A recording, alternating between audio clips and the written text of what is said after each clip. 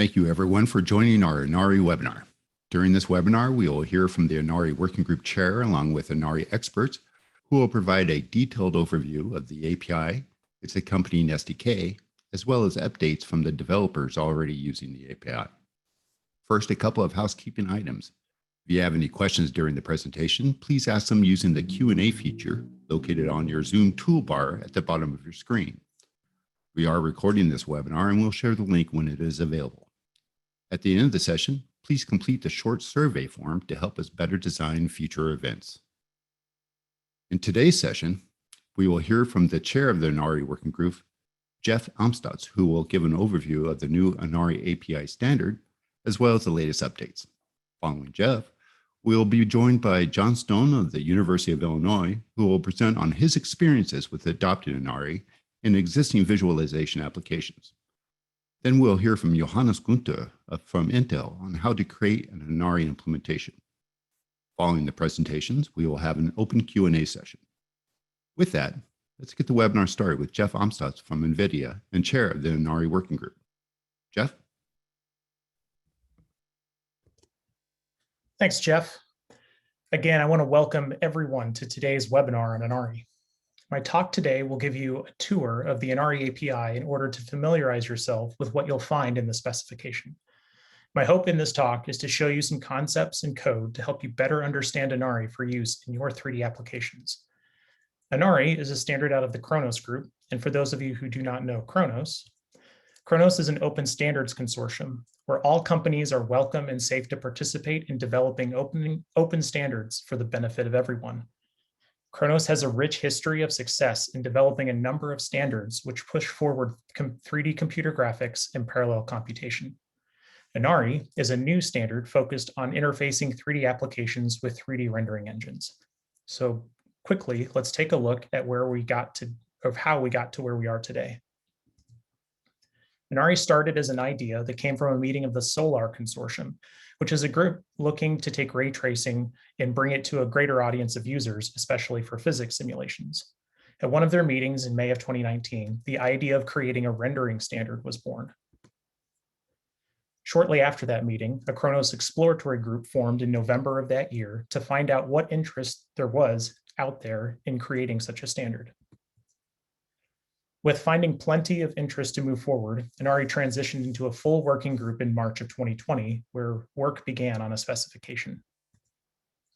After a difficult year for everyone in 2020, a year and a half of continuous work led to the working group's first major milestone in submitting the 1.0 provisional specification to the Khronos board. After 2 months of review and finalization, the working group proudly put out our first 1.0 provisional specification in November of last year. The working group is still making progress on polishing the spec as we approach a yet to be determined date when the official specification will be released. So what is ANARI anyway? More specifically, what problem does ANARI actually address? There are a huge number of applications which leverage 3D visualization to serve many diverse domains.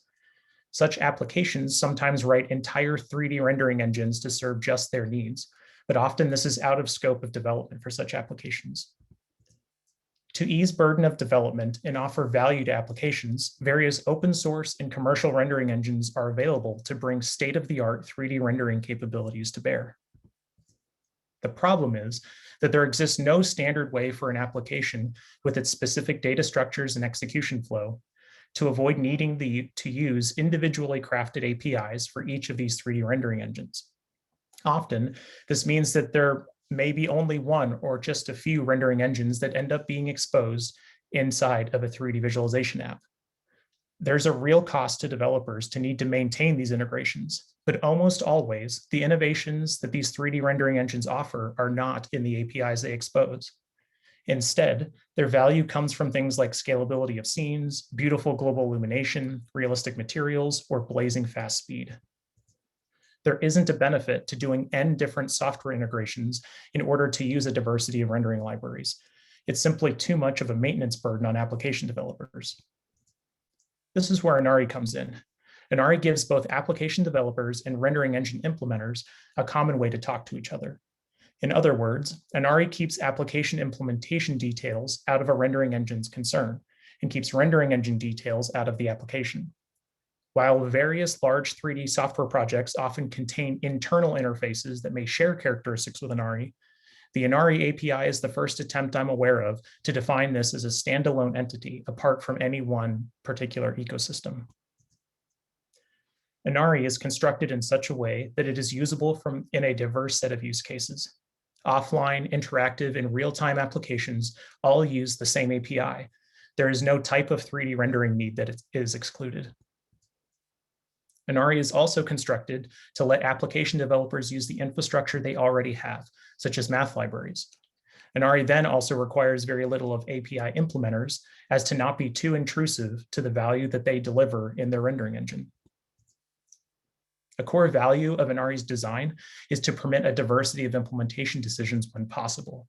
An implementation could optimize for scene updates to permit silky smooth animations, while another engine may go all out for the best looking global illumination it can deliver. Thus, the goal is that you shouldn't need a different API just because an implementer made that trade-off. So with all this in mind, let's start looking at some of the API basics you'll find in the ANARI specification. These next several slides will show how ANARI fits in a fairly abstract software stack that represents components involved in building 3D visualization applications. Applications have data they want rendered, sometimes with a scene graph data structure that facilitates non-rendering workflows specific to a particular domain. Applications take this data and create objects in the ANARI API that represent the scene that they want rendered. These ANARI objects abstractly represent concrete objects from an implementation, such as NVIDIA's VisRTX, Intel's Osprey, or AMD's Radeon ProRender, and then these are used to mechanically make images. These rendering engines then have full freedom to use any underlying acceleration APIs and hardware available. These implementation choices are kept away from the application in order to preserve ANARI portability between devices. Your application may have multiple levels of the stack inside of it, but when it's organized in this way, there are a number of distinct advantages that become apparent. First, complexity in managing end user workflows, data transformation, serialization, et cetera, those are complex enough on their own. ANARI lets application developers offload the mechanics of rendering their scene to someone else and do so without locking into one or a few implementations. Second, by extracting this out and implementing your rendering code in terms of the ANARI API, there are several advantages that come to bear, namely robust testing that can be done directly at the ANARI level. Just because you have a rendering engine baked inside your application doesn't mean we want it to not get used by other people. It's also a great way to get that exposure of your code out to other applications. ANARI makes it trivial for a renderer to dynamically get plugged into any other ANARI application. ANARI's API is exposed as a C99 API. This keeps consistent with other industry APIs in the realm of 3D graphics and promotes easier interoperability with other programming languages. ANARI is built to be managed by a common front-end library. In other words, ANARI uses a common entry point library to talk to the available implementations. With the front-end library, ANARI expects that users and implementers alike will leverage the SDK or software development kit to facilitate validation, testing, and binding to other languages. ANARI is built to handle diverse execution environments, such as distributed high-performance network supercomputers.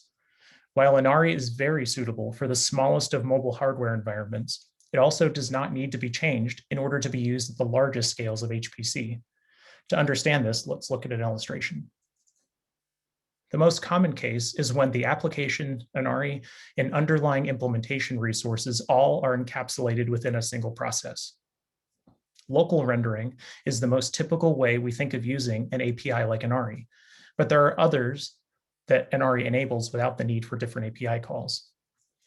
One such setup is to have a single application talk to the ANARI API, where then the implementation transparently distributes work across multiple machines over a network. I'll call this offload rendering, as the ANARI implementation essentially offloads rendering work off of the application's machine, all without the application needing to be aware of those mechanics. This type of implementation is exciting for ANARI users because it trivially enables applications to scale up available rendering resources in their existing application. Finally, there are truly distributed applications, with different parts of the scene coming from different processes across different machines. These are the largest scale applications seen across the industry, which are primarily found in the domain of scientific simulations running on HPC cluster computers. When applications are already distributed, typically with technologies like MPI, a distributed aware ANARI implementation can do helpful things like composite partial frames from each node into a single cohesive image for the application to display. With these high-level design choices out of the way, let's start looking at actual constructs found in the API. The first API concept we'll look at are ANARI devices. These are software constructs, which represent the implementation handling API calls.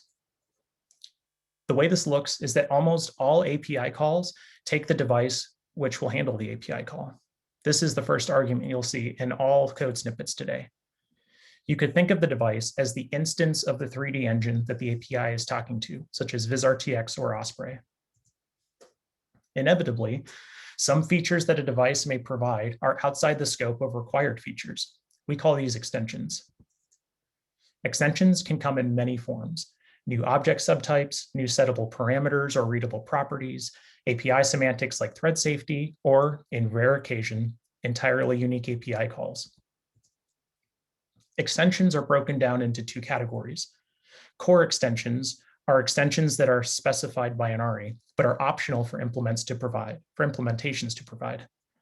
Some non-universal features in ANARI can be prohibitively expensive to implement, so the spec acknowledges this by extensions that, if implemented, at least have a standard specification associated with it.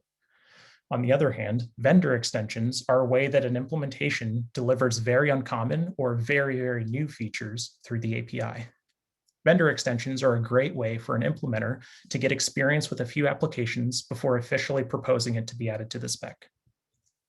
Fortunately, all of these extensions use the same method of querying their availability, such as this code snippet checking to see if optional thread safety guarantees can be relied upon. We don't want to get too far without talking about how execution state information, such as warnings or errors, are reported. Error handling in ANARI is done universally through an application set callback on the device. This empowers applications to entirely control how all stateful issues in the device are handled. These callbacks can be invoked on anything from debugging information for API implementers to warnings about correct usage, all the way up to errors that are known to be fatal to the implementation or application. On the left, you can see the declared function signature of ANARI status callback. And on the right is an example of what a callback might look like. In this case, it simply prints the message that came from the device to standard error immediately.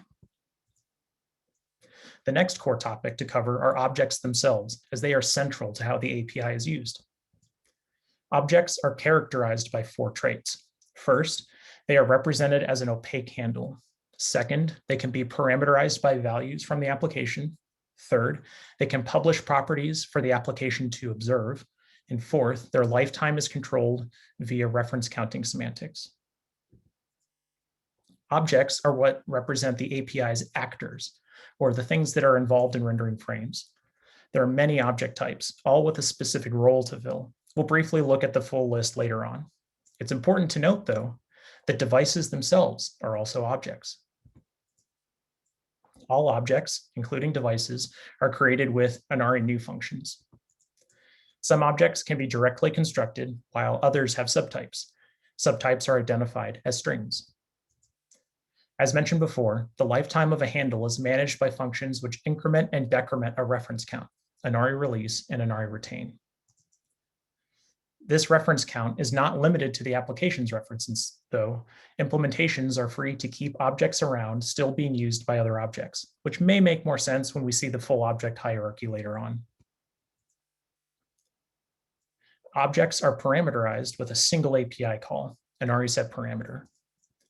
Parameters are identified with a string name and value pair, where the value is read from the application according to a particular runtime type identified by an enum. An important characteristic is that parameters which are not known by the object are not fatal to set. This helps with portability when an application may specify a value that's only used by a particular device without the need to create conditional code paths to handle that. Putting these concepts together is straightforward. This example creates a perspective camera, then sets the values it needs to put the camera in the right place to view the world. However, you might be asking yourself, what is the ANARI commit function at the end there for? Setting parameters doesn't cause observable changes to the underlying object until the object has been committed. Let's look at an illustration of this. The table on the left shows values which have been set by an ANARI set parameter, but the table on the right are the values currently being used by the object. In this case, they're empty or they're defaults. Calling ANARI commit causes the transaction of these values from being considered staged to becoming live. This gives applications the ability to cleanly transition an object from one state to another all at once. The next important topic to consider are arrays. Arrays are objects, just like any other object, but they do have special ways of being constructed. In other words, arrays are the only objects which are not created with an ANARI new function that has either no subtype or a subtype. Arrays encode ownership of memory with the application, as well as element type and number of elements, which can even be strided. Array construction is where decisions about whether the array is memory shared with the application or the array is opaquely allocated by the device. While what describes the array is fixed after construction, the data within the array can be updated by map and unmap operations. Mapping the array expresses the application wants to write to the array memory, and unmapping it expresses that that desire has been released so the device can respond accordingly. The next generic topic are properties, which look a lot like parameters, but instead are values to be read by the application from the object.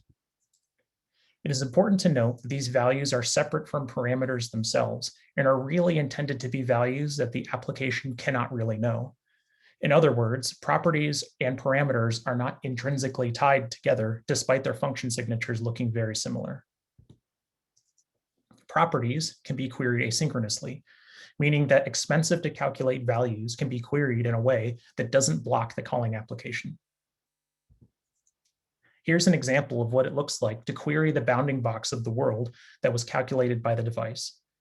Note that the last argument, ANARI wait, says that we want to block on this call until the value can be made available.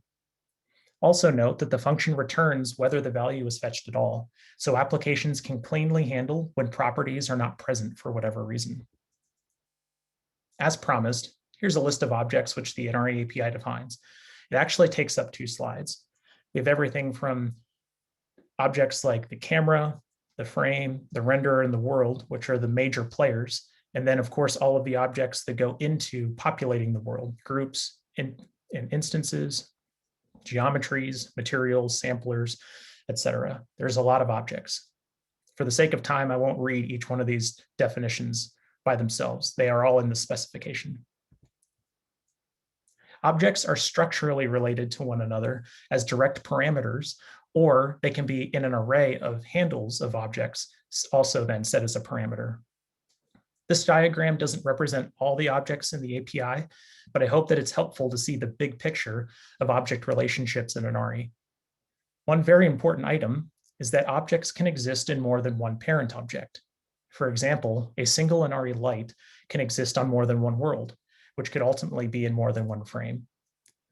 Additionally, any objects that exist under a frame could have parameters that are changed between frames, where then any changes to an object would show up regardless of what that internal state means. The application does not have to worry about transient updates between objects. With this in mind, let's look a little bit more at the ANARI frame object. The frame is the top-level object, which encapsulates everything necessary to make an image. It directly contains the camera, the world, and the renderer. It also contains all the frame buffer information, things like output buffer dimensions, pixel color format, and potentially auxiliary buffers like depth or albedo. We've talked a lot about how objects are created, but this is what you've come to ANARI for, rendering frames. Frames are rendered with asynchronous semantics. In other words, frames are started and then synchronized with the application via ANARI frame ready. In this example, a frame is started and then immediately synchronized with on the following line. Similar to arrays, frame buffer contents are made available to the application according to named buffers in the frame, such as the color or depth channels. However, frame buffer contents are read-only data, where ANARI array objects, when mapped, are write-only data. The next object I want to briefly highlight is the ANARI renderer object. Renderers are objects which encode the rendering algorithm to be used when making a frame. A single device may expose only one renderer or may offer a diverse set of renderers for use in different contexts, each making different trade-offs. Because the renderer is an object with live parameter values, some applications may even utilize multiple instances of the same renderer, each with different settings. For example, a path tracer could be set to favor accumulation rate by reducing the max path depth or increase it to favor image quality. On this slide, we see a very early version of VisRTX, which has several different renderers used to achieve different speed and quality trade-offs.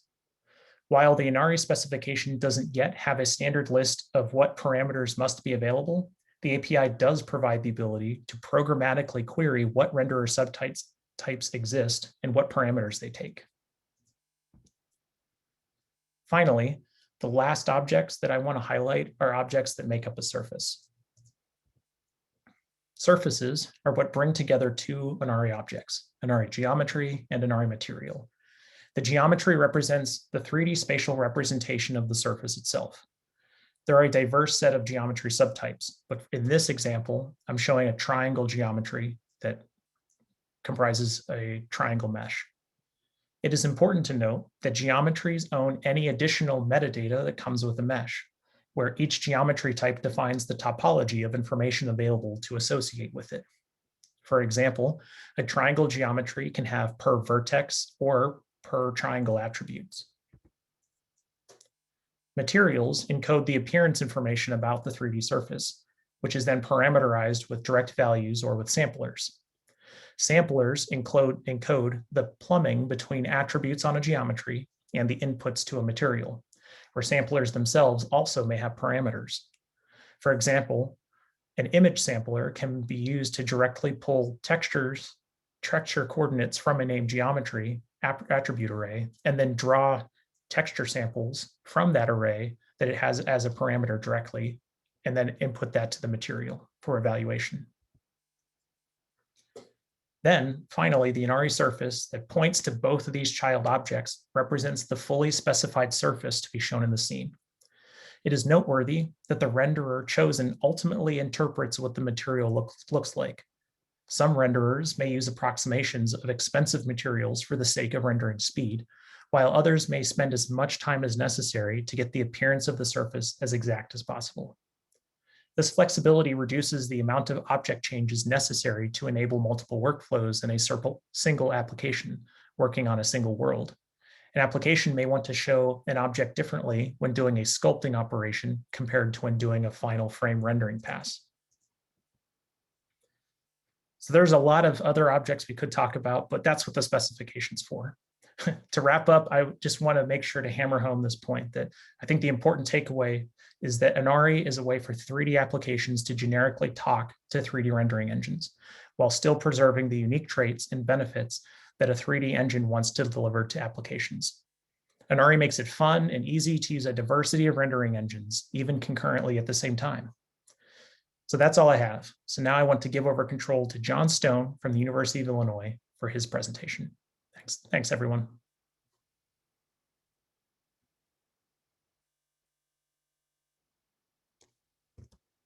Thanks, Jeff. Can everybody hear me? Okay. So my name is John Stone and I work at University of Illinois, and I develop a molecular visualization tool called VMD. And today I'm going to tell you a little bit about my experience adapting existing applications to use ANARI. As you know from perhaps from Jeff's talk, or if you've seen other documents, the goal of ANARI is to facilitate interoperability between high functionality visualization and visual applications and a diversity of different rendering backends. And an important point I wanted to make is, again, ANARI's working group is very interested in hearing from people outside the team, working with people who are developing their own applications and who are interested in trying out the early versions of the SDK. So if anybody has feedback or comments, we'd love to hear those things. So if you look at ANARI relative to where it sits in the software stack, this diagram I'm providing just sort of gives you an idea where it sits. We have the applications above ANARI. ANARI sort of sits between those applications and their internal rendering infrastructure that they would have had traditionally, and the lower level rendering APIs that one might have historically used if you were implementing an application prior to the existence of ANARI. So ANARI is basically opening up a space that previously developers had to completely fill themselves. So this is an area where, in the case of VMD, our application, over 25 years, VMD has had a long list of different rendering engines, and those were written sort of by hand, or they were adaptations to external rendering engines that had to be written by hand by the developers of the application over all these years and maintained. And so I'll have a lot to say about that as we go on, but ANARI is basically opening up this space, creating an opportunity for a much higher level of abstraction compared to those other APIs. If we look at the level of abstraction that ANARI provides relative to that provided by other APIs, you'll see that ANARI is a very high level of abstraction. I would actually argue that ANARI is significantly higher level of abstraction than even the earliest versions of OpenGL.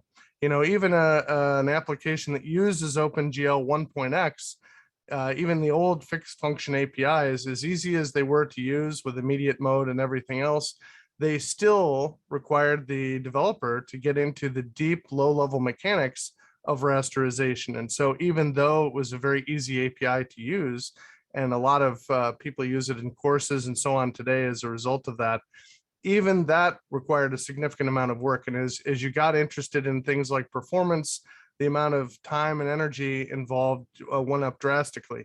And as you can imagine now with state-of-the-art high performance and lower abstraction APIs, instead of getting easier to use, state-of-the-art graphics technologies for performance and energy efficiency reasons have actually gone to lower abstraction levels so that developers can get every last triangle per watt out of their hardware and every last triangle per second. And those are important things for applications like games in particular, but they are a very expensive trade-off for small teams of developers that are often involved in developing technical and scientific visualization applications, but also a broad range of other applications. So I think that ANARI provides a tremendous opportunity as an open standard for applications to avoid getting into those levels of detail. There are going to be some applications that want to use ANARI as something that's complementary to existing code that they've already developed. And that may be something that they do in parallel for a number of years even. But I imagine as we make further progress with ANARI, there will be a lot of applications that would actually be able to completely sever their ties to the lower level renderers and just use ANARI-based renderers going forward. So today I'll tell you a little bit about my experience. I primarily spend my time developing a tool called VMD, which is a molecular visualization and analysis tool. It's used by a very large community of users on a lot of different computing platforms, ranging from laptops all the way up to parallel supercomputers. And this means that it has to run on a great diversity of hardware. These are systems that are either fully CPU based, some that are GPU accelerated. The expectations of its performance, are tied to which kind of hardware it's running on. In all cases, users are hoping to get hardware acceleration or a significant fraction of the performance that's available on the hardware they're using. And so this means that the rendering infrastructure in the program is fairly complicated. And I'll show you a little bit about that as we go on. But anyway, that availability across a diversity of platforms and supporting different modalities of rendering, both interactive, batch mode, using rendering over a remote video streaming link. These are all different things that we want to be able to do. And so ANARI has to fit into that scenario. So I'll describe some of that now today. If we look at VMD as a representative example, maybe of mature visualization tools, one of the things we should note then is how much of the code in a visualization tool like VMD is associated with rendering. If we look at just the core part of the program that's compiled code, in the state-of-the-art latest versions of the program that we're developing now, we have about 358,000 lines of code in C++, and about 92,000 lines of that code is rendering. And so that's a shockingly high fraction, really, if you think about it. A lot of what visualization needs to do is to convert scientific data and interpret that data and turn it into a graphical representation, a scene, to allow scientists to interpret what's happening with their data. But it doesn't have to be that is all so rendering focused. That number has climbed drastically, the rendering fraction, in the last 10 years. You know, prior to the year, let's say 2010, I would argue that the number of lines of code for rendering was maybe only 10% of the code, but it's gone up by a factor, maybe 2.5 over that time, just because of the sophistication, the increased sophistication of the hardware platforms we're running on and the rendering algorithms we need to use in order to provide what users expect in terms of quality and performance. So if we think about, okay, where do those 92,000 lines of code, how are they spent really? What does that mean? About 20,000 lines of that rendering code are sort of high level of abstractions that do roughly similar job to what ANARI is trying to do. They are wrappers around other rendering systems. So for example, we have internal rendering engines that are a wrapper around either NVIDIA optics or Intel Osprey. You know, Osprey in particular is a complete renderer, so we're not even talking about having to write any rendering code. The entire renderer is there for us, but yet we still have to wrap it with an adaptation layer so that VMD knows how to use it.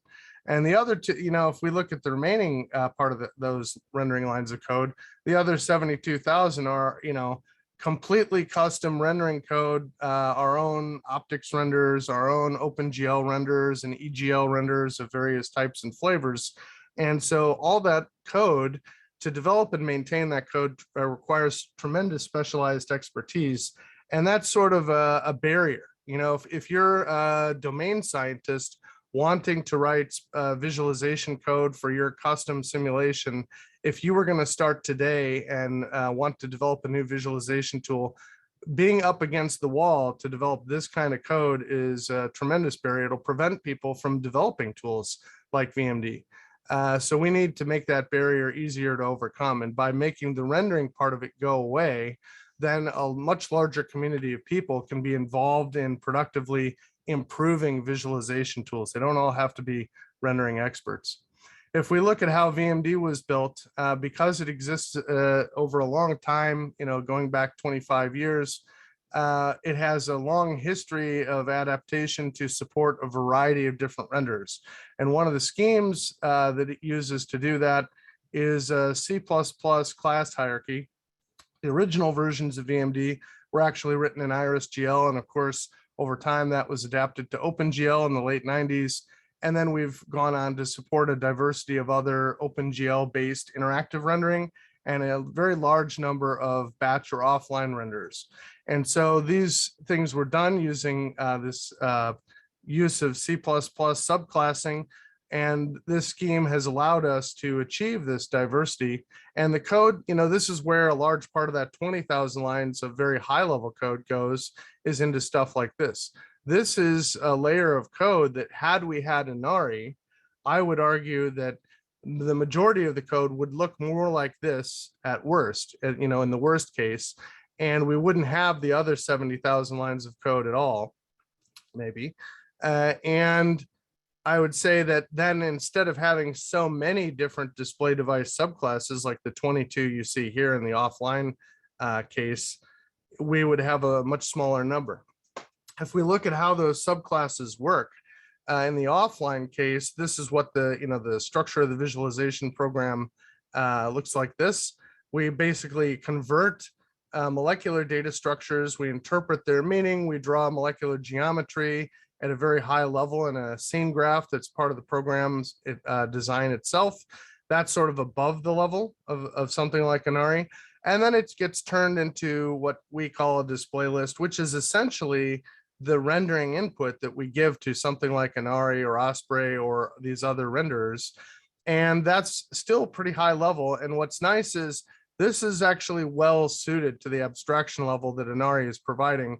We're just going through a small series of C++ subclasses that are very lightweight layers. And when we get to one like this file renderer subclass for the offline rendering, that just gets directed to one of the bottom level subclasses.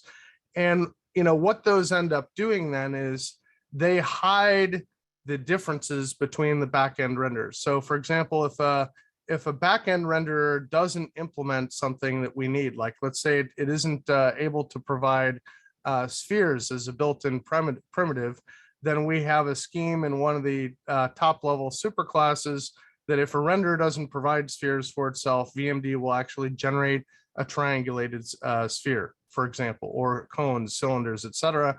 So worst case scenario, VMD is able to support renderers that are only able to draw triangle meshes of various kinds. That's not the ideal, and that, but that works for something like an offline renderer that's not interactive. So this scheme works.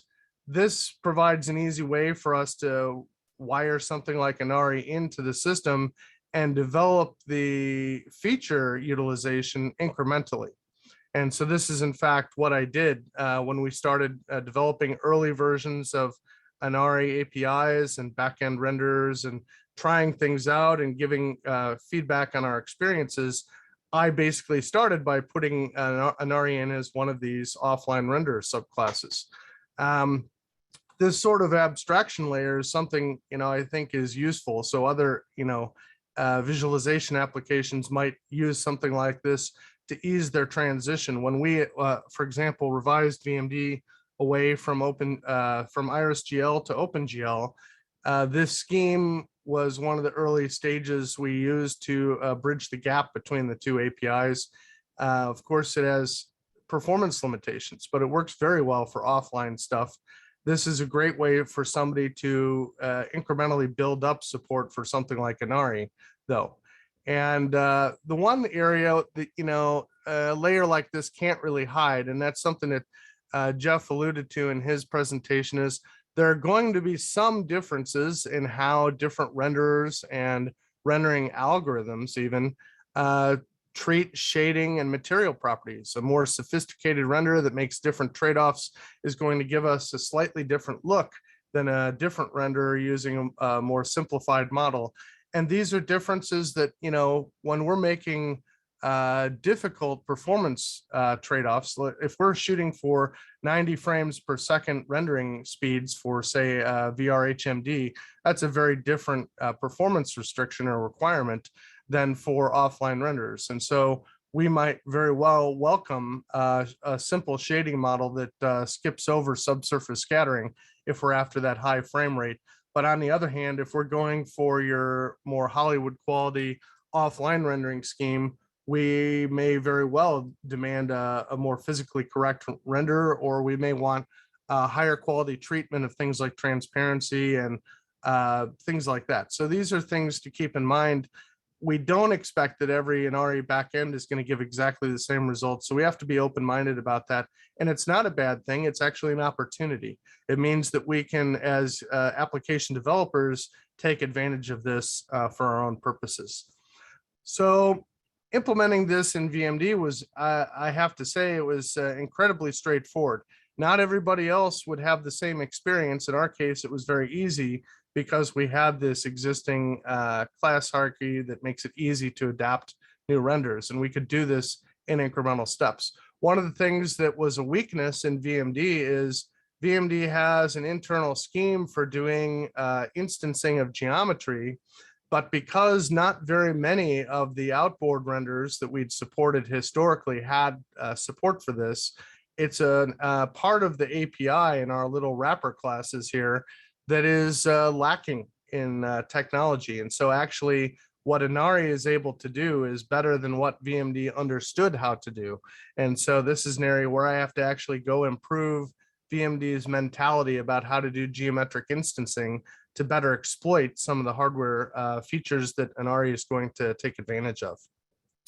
Now, just to give you an example of the range of different outputs, these are very early ANARI renderings that we actually did almost 2 years ago. I guess it's a year and a half ago, with very, very early versions of ANARI and 3 different backends. So this was one of the built-in renderers in VMD, the Tachyon ray tracer that I wrote, an Osprey renderer that obviously the Intel team wrote, that's using the ANARI API. And then there was an early optics backend that one of the NVIDIA folks wrote called OWL by Ingo. And that all 3 of these took the same input. And as Jeff was sort of pointing out earlier, this is sort of what we mean by the different interpretations of the materials. In the case of the VMD Tachyon pairing on the far left, we have some depth queuing through fog, and the other 2 didn't implement fog in that very early version. So there's a little difference in how they look there, just due to the fog or lack of fog for depth queuing. But then you have also just different treatment of how the surfaces are shaded. So this gives you a good idea of the range of variation. One should expect at least something like this might be what you'd see. But going forward, we'll look at that further. So in terms of the code, one of the nice things, Jeff showed you a detailed discussion of the different ANARI APIs and their objects. In practice, if I give you a little snippet, I'm not going to dwell on this because you can look at these slides after the fact. After the presentation, we'll make these available. But this is all the code that one needs basically to bootstrap an ANARI context, basically load an ANARI device library, create an instantiation of the new device, commit the device, and then begin using it by creating various ANARI objects. Like you'll notice we haven't even made a renderer yet. We can start making other things like the cameras and the various scene objects, and we can create renders at a later time.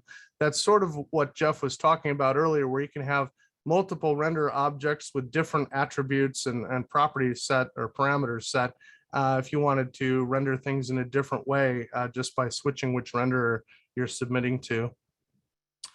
This is where I spend, I would say, most of the time in the case of the VMD adaptation to use ANARI, is in writing small routines like this. This is an example from one of our little demo applications. This is a little parametric surface rendering example I wrote that draws knots, or rather this one's a knot rendering example that draws things using a bunch of spheres. We have some others that draw parametric surfaces with meshes of various kinds, and there are a bunch of other nice ANARI examples with volumes that you can look at as well.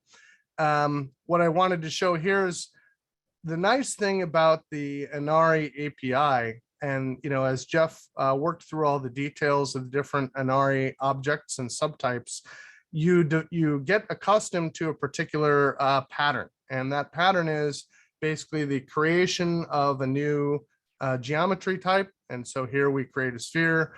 We then instantiate an array, and we basically are filling it with host side memory buffer values for the coordinates of the spheres we're going to draw in this knot, and they're assigned to the vertex position parameter for this particular geometry. And then we can assign things like the sphere radii, color, we can have per primitive colors and per vertex colors and things like this. We then create a surface, and we can assign that geometry to the surface, and then we commit various of these things, and we can release all the intermediate objects that we needed to construct this surface. And when we're done, we're just returning the surface. And what is a common pattern here is the input to something like this really are the different host side memory buffers we're using as inputs. And we can hide the details of the ANARI implementation And the only stuff that's going out that in or out that's sort of Inari specific are maybe the material definitions and the Inari surface object that this thing is producing.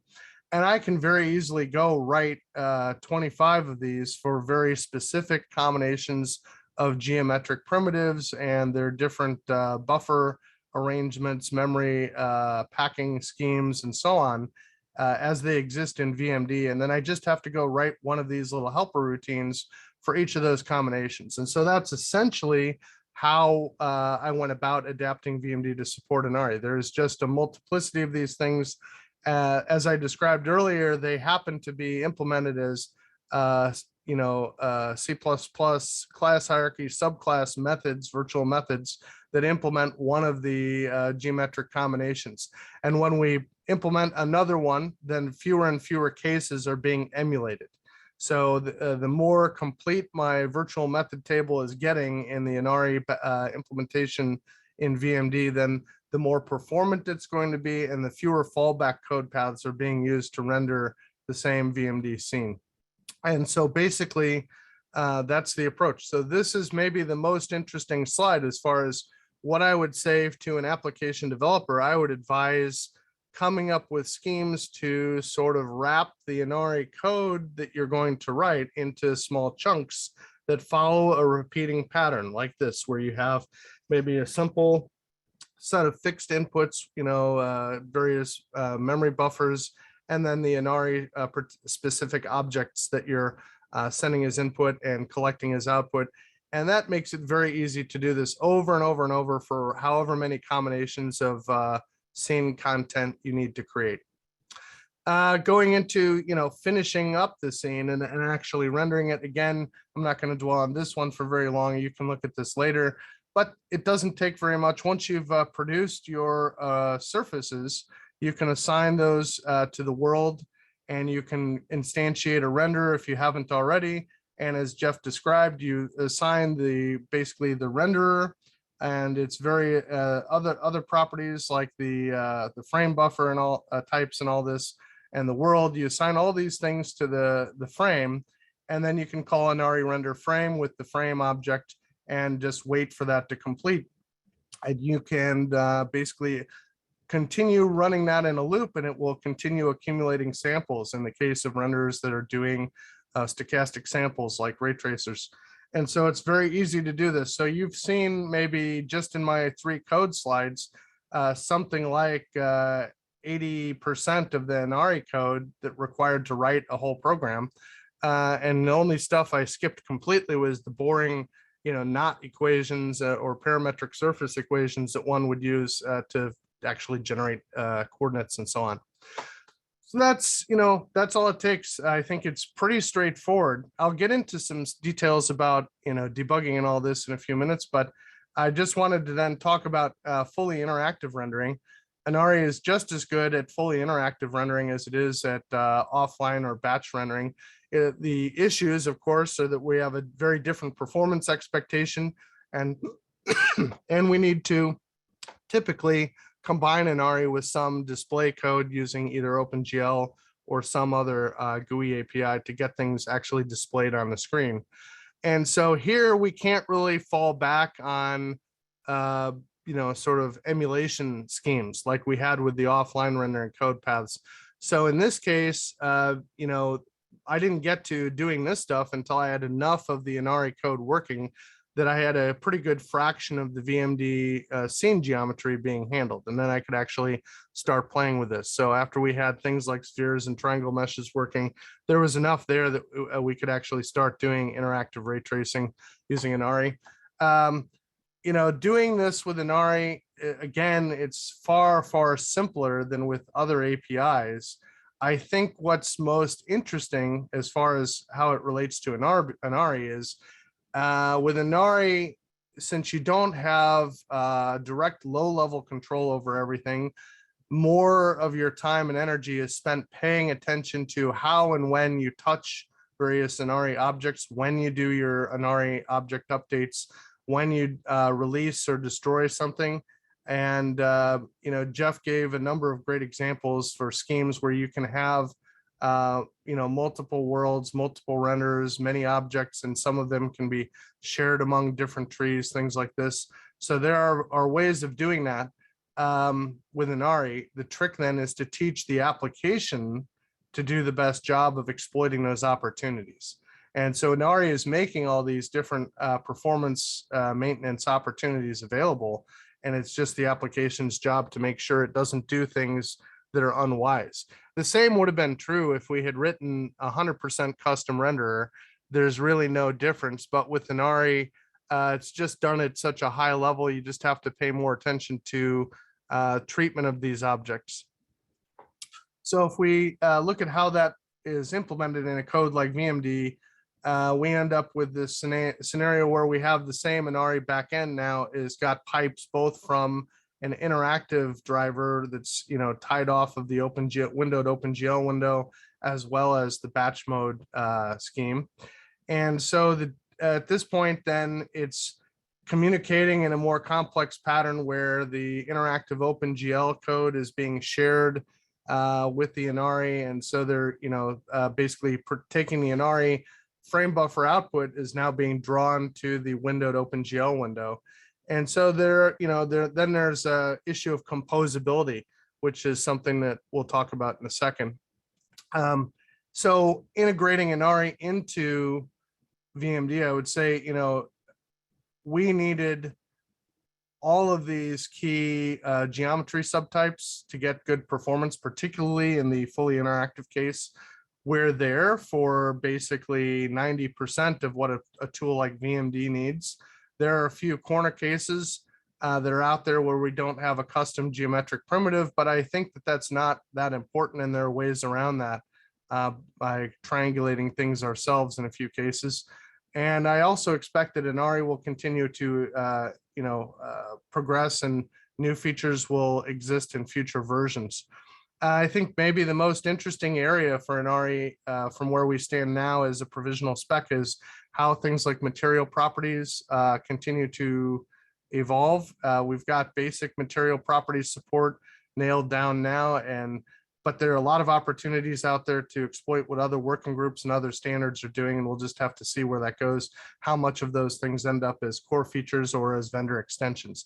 Either way, I think it's going to be a wonderful thing for visualization tools like mine. All of the early ANARI renders I've used did great as offline renders. I think for me, the real litmus test going forward will be what fraction of ANARI renders work well in the more real-time interactive scenario. Not everybody's as worried about that as I am, but that's just because in my science domain, interactivity has been a big deal for the last 20 years. We always had high interactivity, so users have an expectation of high interactivity. In other domains, like computational fluid dynamics, where people might have, large terabytes of data, or atmospheric science, these data sets are so massive, they're not accustomed to 30 frames per second rendering. So they may have a different performance requirement than our domain does. But that's one of the things I'm looking at. So the other thing then is, with that interactivity, I don't just want interactivity for static scenes, but we also want interactivity for dynamic time series or simulation trajectories, where all of the scene geometry is changing every frame.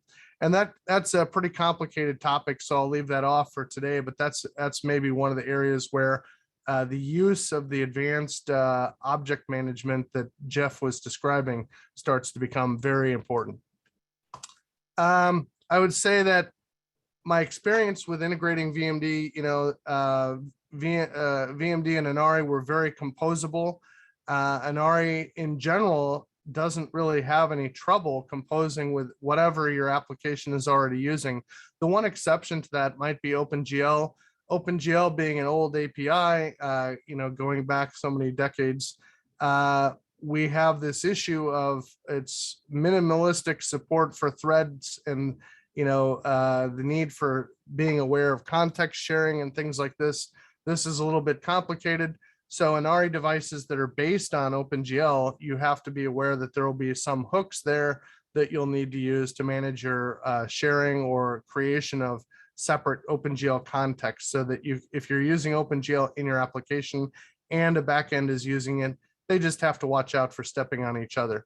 We've done proof of concepts that show that this is not that big of a deal. It just requires a little plumbing, but that's something to be aware of. In my experience so far, early on, we did find some of the other backends had, if you created a bunch of instances of a backend, they didn't always get along with other copies of themselves.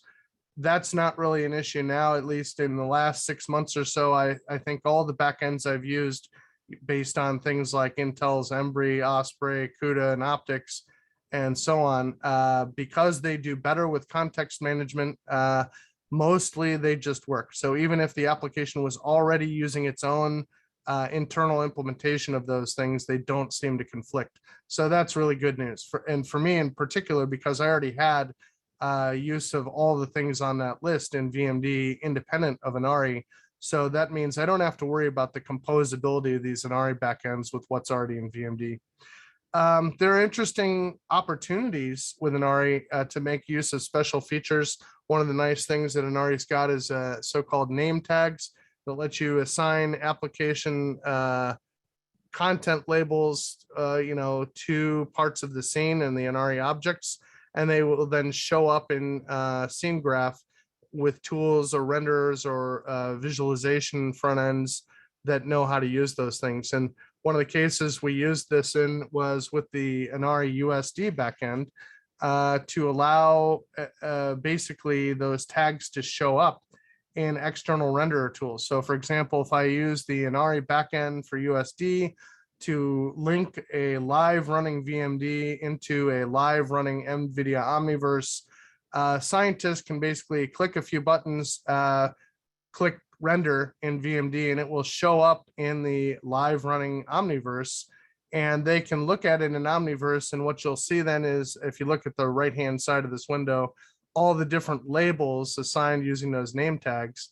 still show up. And this is great because that means although they can't recreate in this outboard rendering engine, molecular geometry, they at least know what it is. And so that would allow you to manipulate the resulting scene in a renderer that otherwise doesn't really know where it came from or doesn't understand it. But once it's in there, it's in this domain of ANARI, and that remains something that is very powerful. And so that's a feature that sort of came out of our past experience with VMD using things like Acrobat 3D, exporting scenes to files and things like that. So that's really cool that works. One last thing I wanted to say is we've got some early tools that help developers with debugging ANARI applications. One of our working group members, Jakob Proksch, has ANARI debugging and tracing devices implemented. And basically those allow you to catch, by instantiating these debug or tracing devices in between the backend you're actually rendering with and the application, you can catch cases where a backend renderer is being sent a non-standard ANARI parameter string, something that's outside of the spec, or you're doing things like using uncommitted objects, or you've leaked an object, or you've got redundant ANARI commit calls happening. There's a long list of things that it can or could and will catch. And then tracing is another tremendously useful thing. If you've got a big complicated application like VMD with a huge list of library dependencies, and you want to reproduce some issue or share an issue that occurs with some rendering backend, and you don't really want to make the poor backend rendering developer have to compile your application from source, tracing mechanism can basically capture all the ANARI API calls. It will then serialize the memory buffers to disk. And with some editing, you can basically take those captured traces, compile them as a standalone program, and replay the API sequence to either the backend that was in use or whatever backend you wanted. So that's a pretty neat feature. One of the things I'd like to see us do as a working group is over time find ways of making ANARI play nice with things like profiling tools. so that ANARI API calls show up in profilers sort of out of the box. There are probably other opportunities that I haven't thought of. I'd love to hear what other people would like to see. And since I'm basically out of time, then I'm going to finish up by just showing a few example images that our other working group members have made with ANARI and other applications. This is a visualization from ParaView with the VTK-based ANARI use. And that's using one of the standard ParaView test cases. This is one of the ANARI node examples, both rendered on the left with Osprey on a desktop windowed scene, and on the right we have ANARI running in the cave at NIST using Osprey. And one of our panelists today is Bill Sherman, and he can tell you a little bit about what NIST is doing with VR and ANARI and their interest. This is a parametric surface rendering produced using VisRTX, using a number of different geometric subtypes, so cylinders drawn over triangle and quad meshes.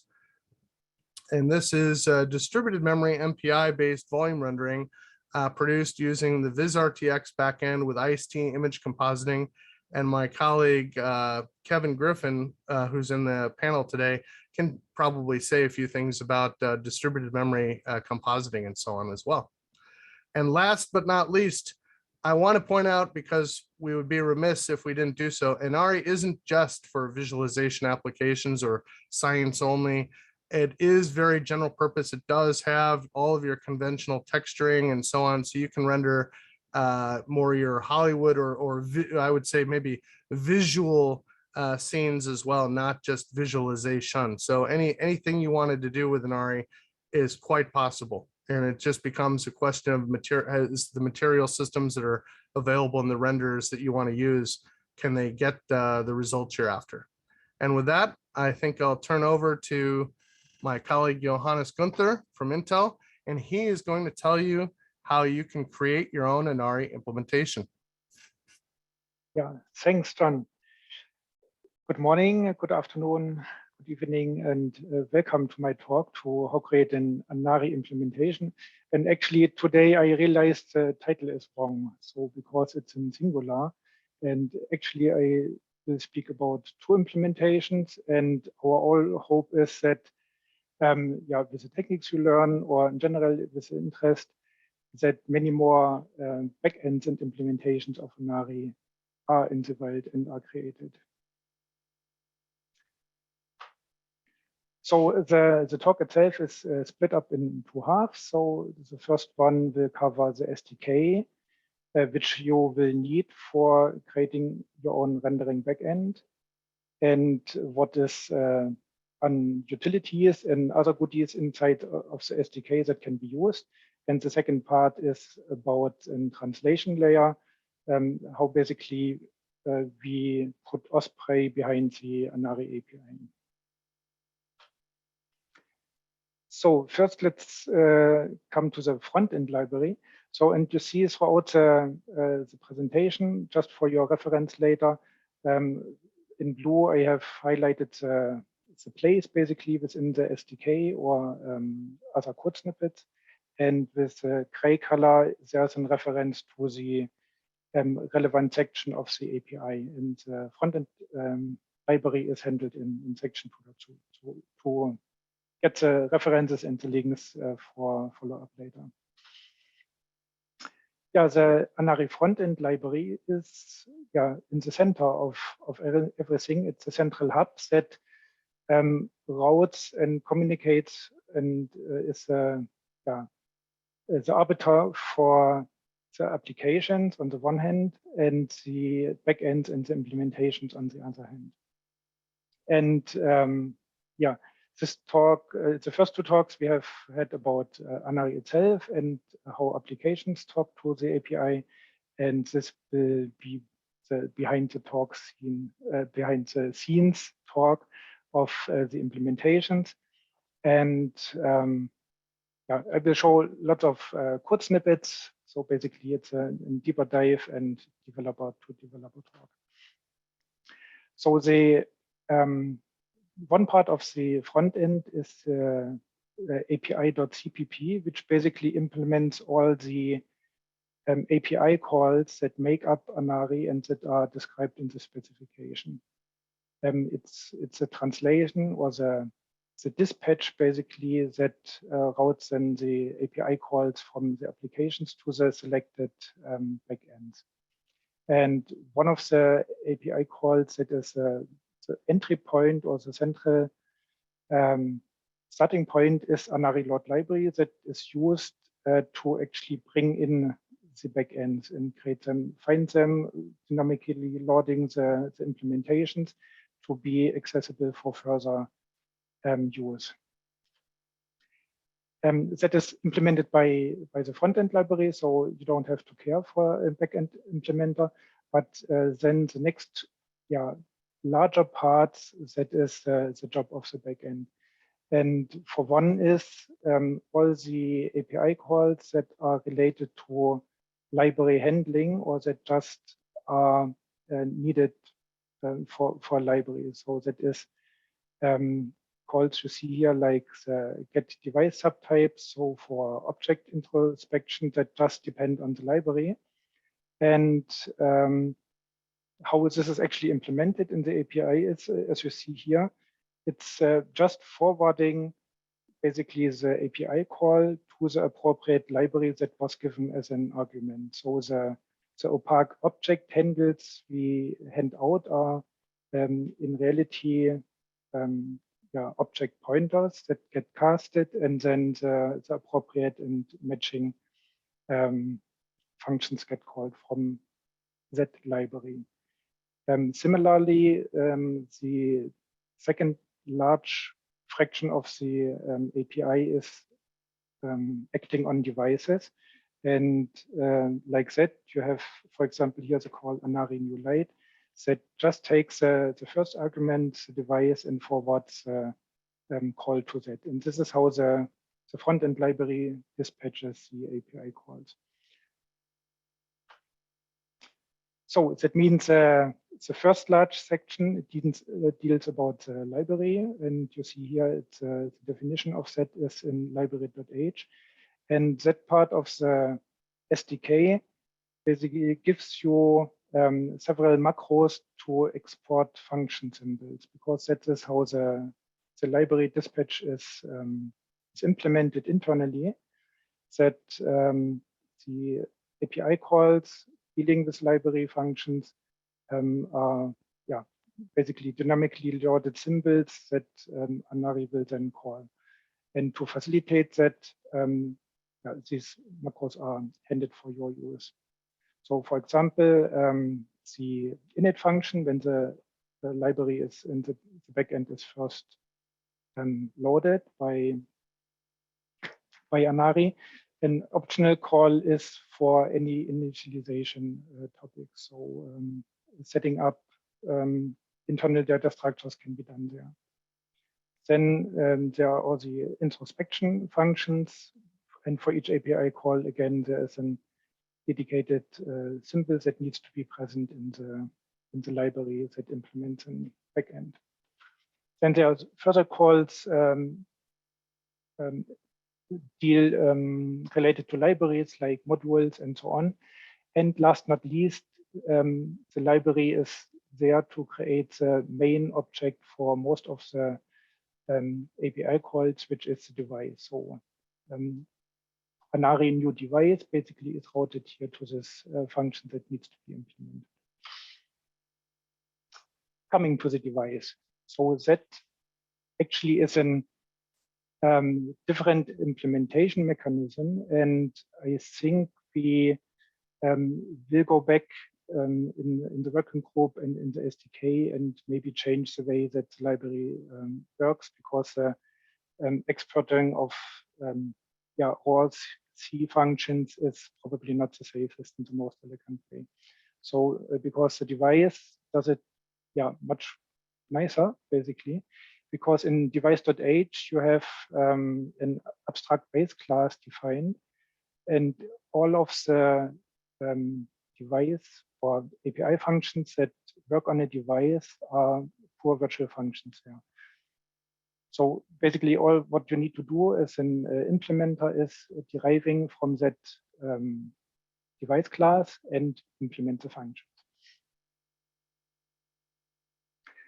So besides these necessary areas about the library and the device, there are also present in the SDK some utility functions that we think probably many, if not all, implementations can use. And so it's a burden or a pity if everyone needs to implement that from scratch, and hence we centrally provide those.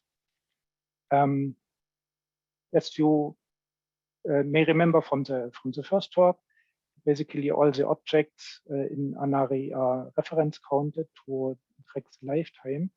And so we have basically a base class that implements that and can be used by implementations. And then there are utility functions surrounding the ANARI data type, for example, to get the size of it, which is useful for several operations. Or it's also quite interesting that object types have to have handled differently than all the other data types. And so it's useful to just be able to query whether in data type is an object or not. And last but not least, one central concept of ANARI is the parameter handling in each object, that you can set these name value pairs to the object. And to facilitate that, in the SDK, there's this class and structure, the parameterized object that implements all this setting and getting parameters as template functions here.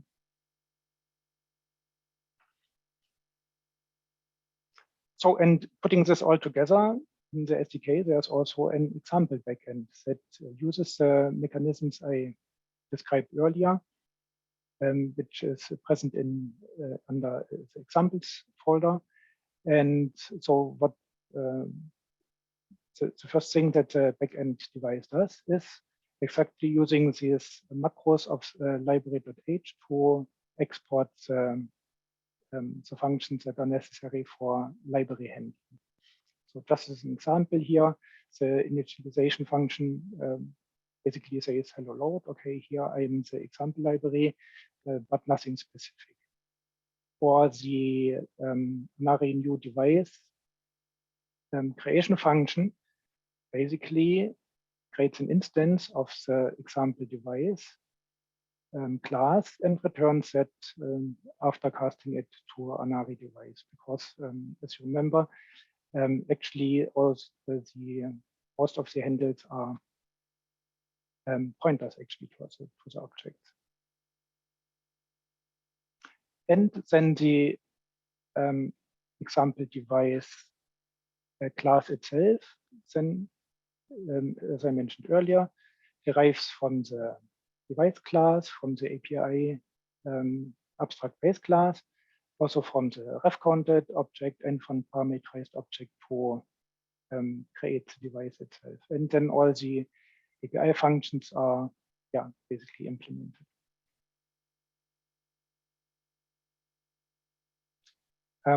There's maybe one interesting bit about the set parameter function, because the parameterized object has templated functions that are based on the type, but the C99 ANARI API for set parameter just uses the type as a parameter and then passes and pointer to a raw buffer to memory. And so what the ANARI, what the example device now does is basically looking up the specific template instantiation based on the types that was passed to the set param function, and then calls it. And this table basically is created also using macros. So you have the lookup from the ANARI data type to the appropriate instantiated template function, which is here done with a lambda. And that is most of the boilerplate code basically to get things running. What implementations will much more often use is then actually retrieving the parameter into specific objects. So here you see the example backend implementation of the perspective camera. And most of the parameter handling is done in the commit function and using the templated get param from itself. So for example, to retrieve the vertical field of view parameter, you call the appropriate get param function with a float template parameter. And the second argument is basically the default. Similar to aspect and for other parameters as well. Okay, and now when your implementation is compiling, you actually want to see, okay, does it work? And instead of writing your own tools, the SDK also provides you with some easy testing functionality. So the first one is a simple pure application with little dependencies.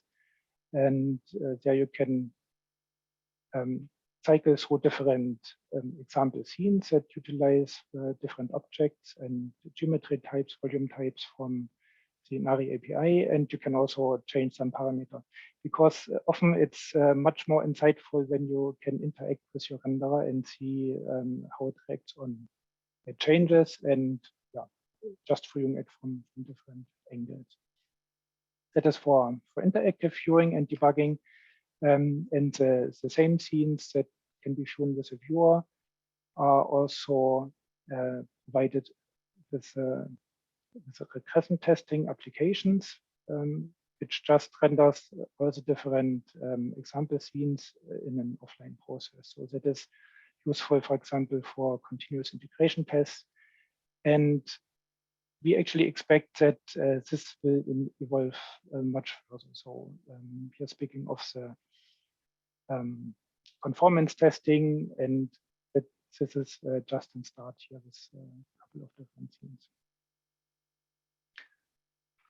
Okay, so that is about the first part, which was an example backend, basically, which is in direct implementation of the devices and the libraries. But what if you already have an existing renderer which has its own API, like we have at Intel with Osprey? And so the second half of the talk is about a translation layer, which you can also find on GitHub under the Osprey namespace. Just a very quick one slide overview of what Osprey is. So basically it's an open source rendering library based on ray tracing, and it features different rendering algorithms, advanced materials. It scales from laptop to HPC, can deal with huge data sets, and last not least, has support for volume rendering and also different non-polygonal geometries. And so it shares quite some similarity with the ANARI goals and API, but it's not the same. The APIs are similar, but still different enough that there's no one-to-one correspondence. And that's why we need this wrapper layer basically to translate between the different APIs. And here the basic approach is to have an base object which encapsulates Osprey object. So it has the handles that the Osprey API gives you when you create objects, and it basically, for example, forwards here the set param calls. And as you see, so first here in the implementation, we check whether it's an object parameter or not using the utility function of the SDK. And then basically does two things. So it forwards, or it calls OSP set param call for the appropriate object. So for the internal handle, it wraps. And it also needs to translate arguments or enums or the types. The interesting point here is why we need to differentiate between normal parameters that are just values and object handles is because the object handles need to be translated as well, because we have the handles from the ANARI side and the internal handles of the Osprey side. So we need to have a lookup and then can forward the call to Osprey itself. So what I've not shown here is the enum cast. That is just an quite boring one-to-one translation. So it includes switch statement that for each ANARI type definition basically returns you the Osprey equivalent. Okay, that's for the setting of parameters, but we also need to deal with different objects or also units. And here you have an example for the camera, which is then derived from this basic object wrapper. And you see what it does is even in the constructor just forwards the creation call to the Osprey API, creating this camera with queried or with a requested subtype string.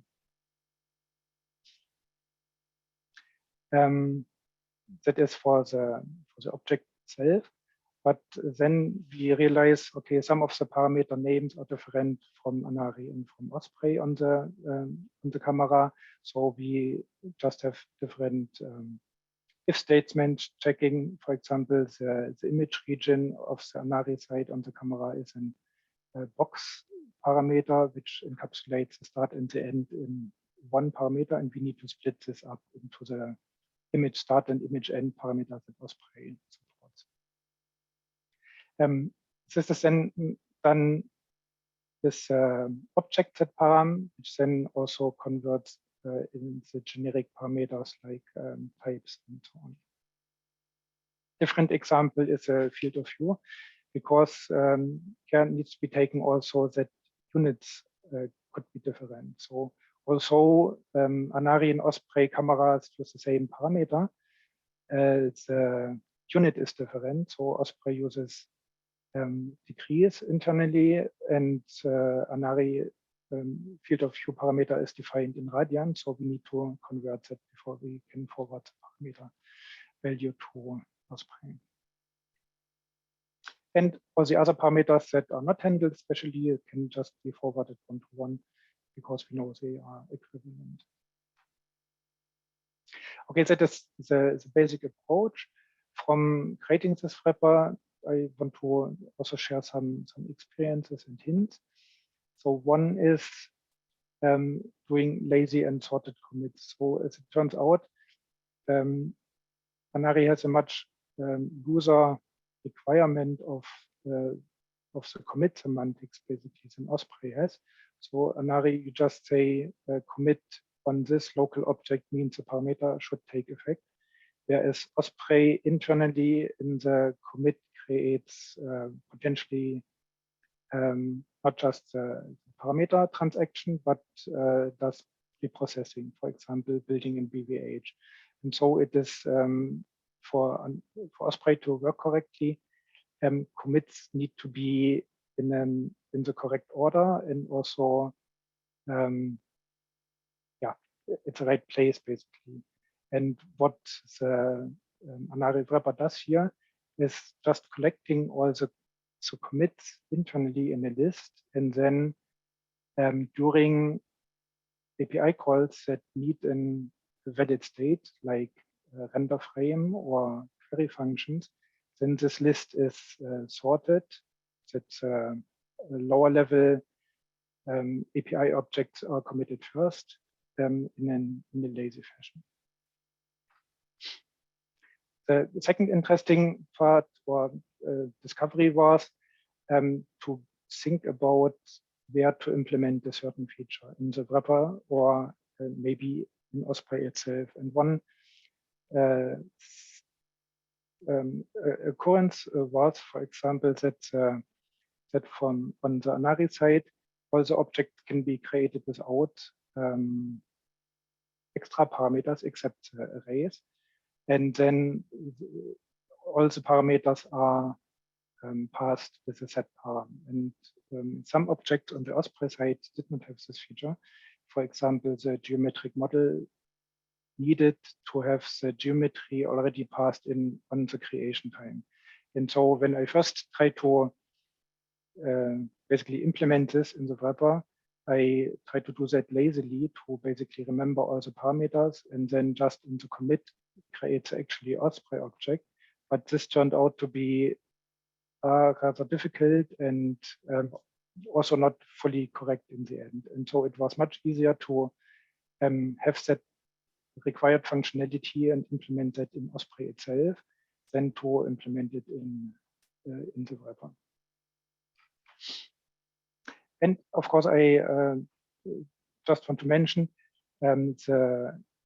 your renderer probably has many more functionalities than ANARI 1.0 exposes.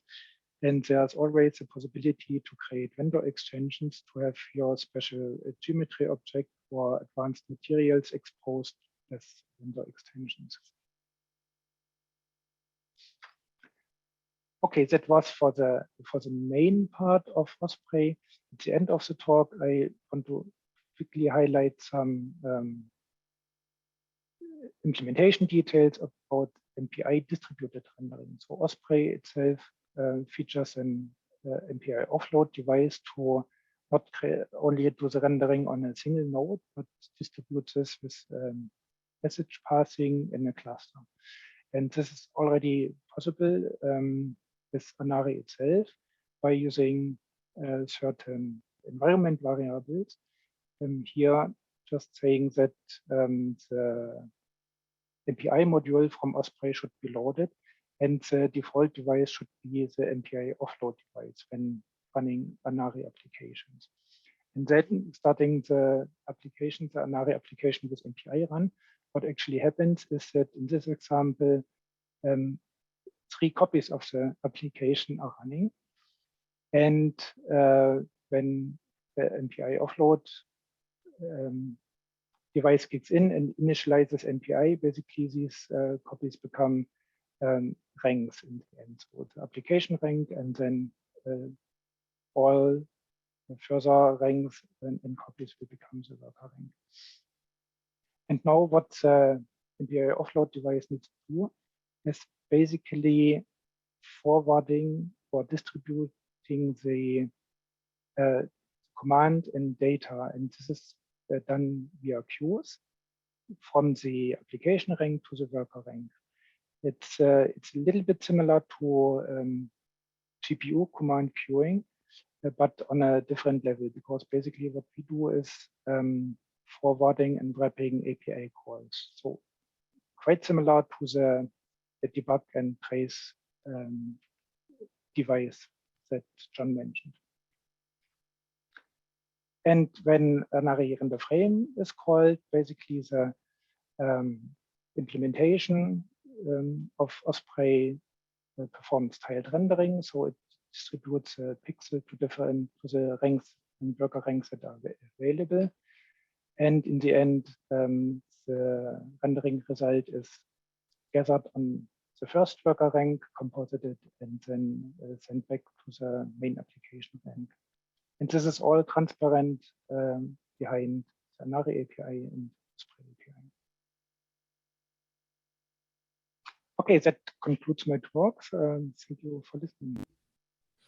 Thank you, Johannes, for showing us ANARI implementation. Next up is a Q&A session moderated by Jeff Amstutz with JIT panelists John Stone, Johannes Gunther, Will Usher, Bill Sherman, and Kevin Griffin. This is your chance to ask any questions about ANARI and the ANARI ecosystem, so please submit your questions using the Q&A button at the bottom of your Zoom window. With that, I'll hand it over to the moderator, Jeff Amstutz. Jeff? Thanks. Just want to also reiterate thanks to all the speakers. Those wonderful presentations. Thanks for providing all that great info. I wanted to start this session by answering a question that we actually got on Zoom here.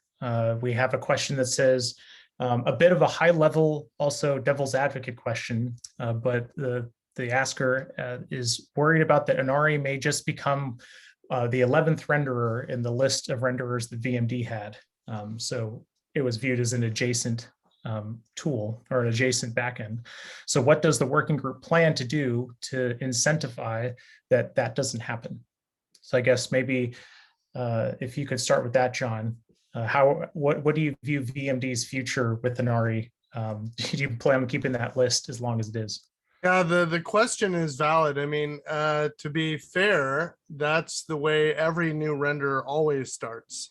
The question is whether or not the new renderer displaces the other alternative way of doing something. So as a good example, at present, I have my own ray tracing engines, right? I have both the CPU version of Tachyon and a GPU version of Tachyon. And for various historic reasons, they developed, and they're not even those two written by me don't have exactly the same API because I wrote one 25 years after the other. So, you know, there's some history there. And so one of the first things I want to do is sort out my own little mess and stop having people use the historic APIs that I made for Tachyon. Aside from using them in VMD, other people use them in applications like Sage, which is sort of a Mathematica-like tool, and there are others out there. And so one of the first things I want to do once I'm done exercising everybody else's backends is to wrap my own renderers with the ANARI APIs like Johannes just explained.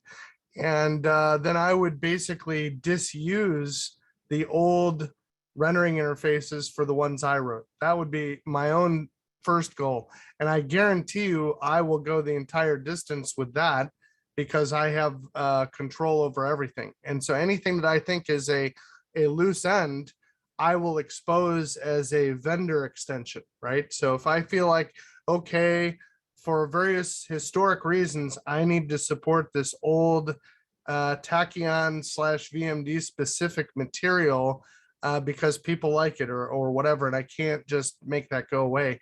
If I need that continuity, I'm going to expose that as a vendor extension that allows me to completely displace the old Tachyon wrapper code. And I would love to see, there's probably just in that code, there's at least 2,000 or 3,000 lines of code. I would be totally happy to kiss goodbye forever because the way we do it with ANARI is better. And that's part of it. So I am going to eat my own dog food. That's part of the answer. But the other part of the answer, sorry, go ahead. I was just going to say, it's probably a fair statement to say ANARI just came out, so there's going to be a transition period. but that's I would argue that from my own perspective, that's one that I can say with some degree of certainty, I'm going to go the distance and make that happen. And that makes the investment pay off immediately for me, no matter what. Even if Vladimir Putin assassinated all the ANARI working group, I would still be able to get to the end game and be able to get rid of my old API support, and I would be maintaining less code going forward. So that's good for me. Then the next question is, maybe a more interesting question is, how long would it take me to convince myself that I could do without I have two different Osprey implementations. I have Osprey 1 and I have Osprey 2 in VMD already. Okay, so here's a more interesting question. When would I be able to delete all the Osprey native API code in favor of the ANARI wrapper for Osprey? And I guess I don't know yet the full answer to that question. I think some of it I would negotiate. You know, if the Osprey team felt comfortable with that and I felt comfortable with it, that would probably be one of the next ones I would do, because I know that Osprey and ANARI have very high compatibility and similarity. And I know the Osprey team has put a lot of time and energy into making their ANARI implementation work. They had theirs. One of the earliest examples you saw was an Osprey one. So I feel very comfortable with the idea that Tachyon and Osprey would be super early. And then of course the other thing that's cool is I will get all the new ANARI backends free, and it just becomes a question of, do they meet whatever criteria? Do they implement everything yet for some features that my users need, but once they do, I feel totally comfortable exposing those, and user feedback has a way of motivating renderer developers. So that's the other thing. Yeah. The renderer developers will care when there's a user community. And to reinforce what John said, I was considering doing a Tachyon implementation of one of my things. And he's like, oh, just wait until the ANARI thing is done. I have my Tachyon implementation. I've been telling that to several other people too. And then I had a colleague of mine who works with the national labs. He's wanting to embed Tachyon in his simulation code for an in situ case. And I said, that's great. When are you doing this? And he said, May. I said, excellent. Don't use the old API. Wait until I get the ANARI wrappers put on, and then you can use everybody else's renderer too. So, and maybe to add on that, so I'm not so much worried about, for example, by the Osprey implementation until that is ready. That is just a question of time. And what is more interesting aspect of the question is, did we cover everything in the spec, in the possibilities? And that, for one, I mean, John from the VMD side is in the working group, so that's a good thing. So he can poke us if anything is forgotten. But on the other hand, also, the question is for the community, for you, did we miss something important that would warrant a different renderer API to still be alive? And then we like to hear it. that's what I was going to say is I'm as they can tell you, a loud advocate for the things that VMD needs. So they don't have to worry. VMD is probably in very good shape there. What we want to hear is from the developers of all the other visualization applications, and actually things that maybe we didn't even think about, like Johannes says. That's probably, and you should not be bashful. Feel free to contact the working group, and there are lots of ways we can directly talk to people who want to influence what's going on. Yeah, we think we're on the right track, but we need more feedback to know that we're on the right track. Yeah, we have an advisory panel, with some experts who have given us excellent feedback on the spec. But now we're at the stage where there's an actual SDK that you can go and download and run, and you can run it with different backends by different vendors. And so now we're at a stage where it's we don't even have to be quite as formal. Those people who have feedback you can go try the code, the actual manifestation of the early spec version, and give us feedback based on your personal experience or your opinions after actually writing code and not just theoretically reading a spec. That's right. That's right. Cool. So I want to pivot a little bit. We have a few pre-canned questions that might be interesting to hear some answers to. So we heard in Johannes's presentation about Osprey's offload distributed rendering capabilities, but we have Will on the line. And so Will, you have a lot of experience with distributed data renderers with Osprey. Could you talk us through a little bit about what that looks like and then how that relates to the ANARI API? Yeah, so we have like basically two devices that implement the offload one that Johannes talked about, and another one that implements the distributed one. And so, the data parallel one is kind of designed to let us render like really large data sets, so bigger than a single machine's memory. And so it also essentially works through the ANARI API too, but it's designed so that you're calling it from like a data distributed application. So, to the application, it would look like you're rendering local data, but with the expectation that each parallel rank of the application is going to give that local ANARI API different data. So if you think of like a 3D volume that has been like chopped into bricks, and each brick is assigned to a different machine, each of those machines will give its appropriate brick to the ANARI API. And so then within Osprey, so underneath the ANARI API, we see that like, okay, we have this distribution of data over the ranks, and we use a data parallel renderer to do like a sort last compositing and rendering to produce the image of that distributed data. So to the application, we don't actually need like API extensions or add like new API calls to ANARI. There is like an optional extra parameter that you would be able to set in the future, but for a basic use case, it's really just like you're using ANARI as you would locally, but you're just passing it different data on each rank.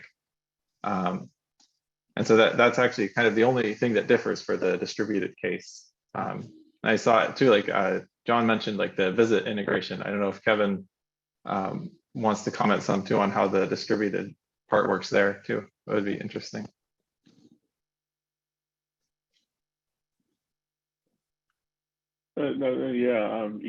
For having an ANARI device that handles a lot of that, it is huge for scientific viz applications. Because like you mentioned, once a visit is started in parallel mode, you have these parallel engines going, and you have this spatial decomposition of the data set, and that those pieces of data get sent to the different compute nodes. Basically, ANARI just works transparent to that. However, for something like path tracing or ray tracing, the backend device has to be aware that the data is distributed to these different compute nodes and be able to trace the rays across the different compute nodes. And so that's why, that's where it's important for the ANARI backend device to support that distributed memory parallel rendering part. You can try to do it manually in the application, but then you're bringing a lot of that rendering knowledge back into the application. And so one of the huge advantages of a backend device like Osprey handling that is because you really can wash your hands of all of the rendering code and stuff that's currently present in a lot of applications like Visit. Yeah, path tracing across nodes in a cluster with a distributed scene, it's kind of complicated. So it's good for less people to have to worry about that. And I was going to say what Kevin points out, I mean, those are very renderer specific. And so if you had to pull that tiled compositing step back into the application, that's really undesirable because you're dealing with the worst aspect of renderer specificity combined with parallelism, and you're sort of subverting the whole point of using ANARI. So I would love to see more backends that basically follow what Johannes and Will have described there. Yeah. Cool. Well, pivoting to a different topic, Bill, you've been doing some interesting work with ANARI and caves and maybe even VR. Could you just talk about your experiences there and what you've been up to? Yeah, thanks, Jeff. Yeah, so I developed ANARI applications really using the example applications, including several of the ones John already showed, both for cave style and for head-mounted display style. So I used different VR libraries for each of those. I used the free VR library for the cave, and Elixir, which is from the University of Illinois, for the head-mounted display. And so really kind of the first big issue you have to address when doing VR is getting the camera parameters right. And my normal expectation for when I adopt a new like VR rendering library is that I kind of expect to just be able to give it the 4x4 perspective matrix and just pass that on to the rendering system. But when working with ANARI, because ANARI is working with a lot of different backends, not all of which are kind of amenable to just taking the 4x4 matrix, I had to work with the basically more simplified camera model. And of course, after some time, doing some math, I got it all working. But once it's figured out, it's like, oh, that was simple, right? But it takes a little bit of time to figure that out the first time. But so I have both cave, as John showed in a picture, and head-mounted display working. And for the cave, I kind of cheat a little bit. And so what I do is I render to a texture map or render to a buffer, which is what ANARI does. And then I just move that texture map around as the head moves. And so that gets the perspective working correctly. That actually, the tiling, the camera, the ANARI tiling feature will kind of address that though. So in the future, I won't have to do that cheat, but for kind of early implementations, that's what I did. So in both cases, I'm basically rendering to a buffer. In the cave, I move the texture map around, and for Elixir, for the head-mounted display, it handles the pincushion warping, so I can use that for that. Kind of the other major factor, which John mentioned in his talk, is of course frame rate is pretty important for VR, and especially for the stochastic samplers. John showed you can iterate over the rendering and render multiple times. Of course, I want to iterate as few times as possible for VR, so we end up getting a little bit more noisy things, especially when you're doing the slower renders, which I test with both the GPU render as well as the Osprey and the VizRTX renders. And so the example render is just CPU based, so it's a little slower and noisier. So kind of looking forward to when we get some denoiser examples for ANARI, and I think that'll be good. You bring up really. It's also worth mentioning that we've had some backends that were rasterizer based, but they weren't running recently. So you haven't gotten a chance to try like the early rasterizer based one that Jakob wrote. Hopefully we'll get another one of those back so that you have something that is easily able to hit those frame rates. Right. And so one final thing I wanted to mention too, sorry, right back to that, is that so far I've been just rendering static worlds. So, but with the instancing feature, we can move rigid objects around pretty easily. I haven't done anything with changing parameters. And John showed a screenshot of the cave. So I'll show a pseudo screenshot here if I can get this right. This is the Elixir version running in a head-mount display render with John's knot and some spheres and some other stuff there. So nice. Yeah, but you touched on an interesting point. For those who stumble upon the example device inside the ANARI SDK, it is exactly that. It is slow and it's not fancy on purpose because we're supposed to all go implement cool, fancy devices ourselves and go write cool applications that are way more fully featured than that. So it'll get you started, and that's about as far as it'll get. Yeah. And so I see Stefan has a question in the Q&A for me about that. So the answer, so Stefan's asking whether the tools I mentioned are open source. And yes, they both are. So one is FreeVR, which is at freevr.org. It's kind of, it's a cave-based VR system. It can kind of do head-mount display stuff, but it doesn't do any warping. So it doesn't really work well for caves. And the other one is I'm working with a research group at the University of Illinois who's looking at most efficient, both from a power-wise and from a rendering point of view, XR tools, and that is called Elixir, and I think it's elixir.org.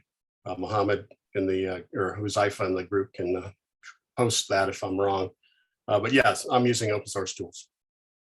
Very good.